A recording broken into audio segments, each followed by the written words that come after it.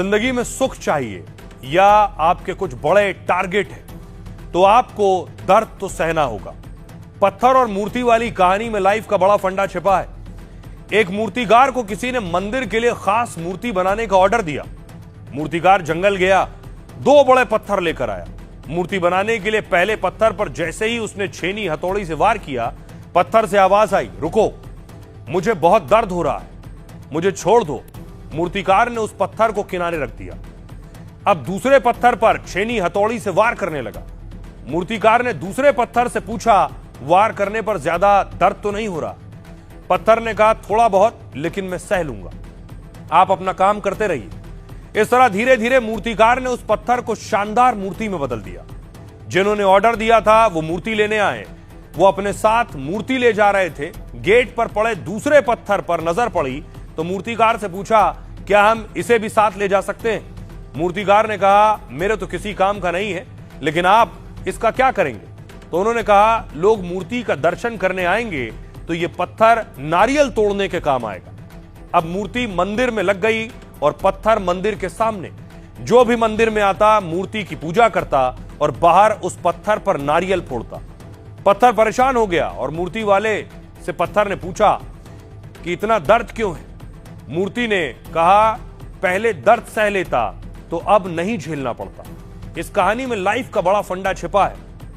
आज कुछ कुर्बानी देकर या तकलीफ सहकर आप अपना भविष्य संवार सकते हैं, या फिर अभी तकलीफ के बजाय आराम चुनकर भविष्य कुर्बान कर सकते हैं। जिंदगी में सुख चाहिए या आपके कुछ बड़े टारगेट है तो आपको दर्द तो सहना होगा। पत्थर और मूर्ति वाली कहानी में लाइफ का बड़ा फंडा छिपा है। एक मूर्तिकार को किसी ने मंदिर के लिए खास मूर्ति बनाने का ऑर्डर दिया। मूर्तिकार जंगल गया, 2 बड़े पत्थर लेकर आया। मूर्ति बनाने के लिए पहले पत्थर पर जैसे ही उसने छेनी हथौड़ी से वार किया, पत्थर से आवाज आई, रुको, मुझे बहुत दर्द हो रहा है, मुझे छोड़ दो। मूर्तिकार ने उस पत्थर को किनारे रख दिया। अब दूसरे पत्थर पर छेनी हथौड़ी से वार करने लगा। मूर्तिकार ने दूसरे पत्थर से पूछा, वार करने पर ज्यादा दर्द तो नहीं हो रहा? पत्थर ने कहा, थोड़ा बहुत, लेकिन मैं सह लूंगा, आप अपना काम करते रहिए। इस तरह धीरे धीरे मूर्तिकार ने उस पत्थर को शानदार मूर्ति में बदल दिया। जिन्होंने ऑर्डर दिया था वो मूर्ति लेने आए।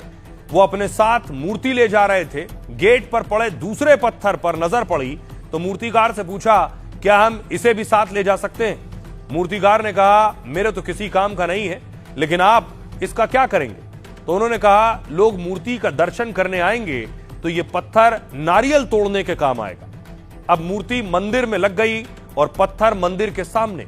जो भी मंदिर में आता मूर्ति की पूजा करता और बाहर उस पत्थर पर नारियल फोड़ता। पत्थर परेशान हो गया और मूर्ति वाले से पत्थर ने पूछा कि इतना दर्द क्यों है? मूर्ति ने कहा, पहले दर्द सह लेता तो अब नहीं झेलना पड़ता। इस कहानी में लाइफ का बड़ा फंडा छिपा है। आज कुछ कुर्बानी देकर या तकलीफ सहकर आप अपना भविष्य संवार सकते हैं, या फिर अभी तकलीफ के बजाय आराम चुनकर भविष्य कुर्बान कर सकते हैं।